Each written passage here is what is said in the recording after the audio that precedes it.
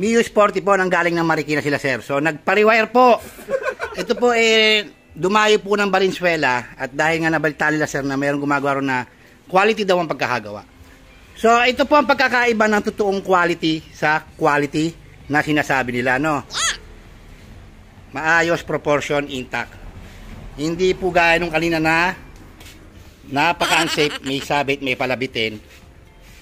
Kung akala mong magaling na at maganda na yung ginagawang pag-electrical, boss, medyo ayusin mo kasi naniningil ka. Hindi ho ganun yung quality. Hindi ho sa ilaw nakikita. Nasa wiring installation po nakikita ang totoong pag-electrician. So, ayan po yung kabuuan niya.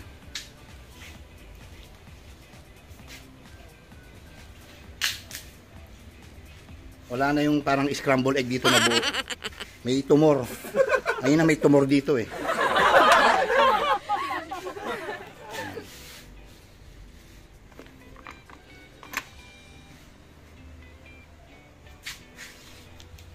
So, sara natin yung kaha.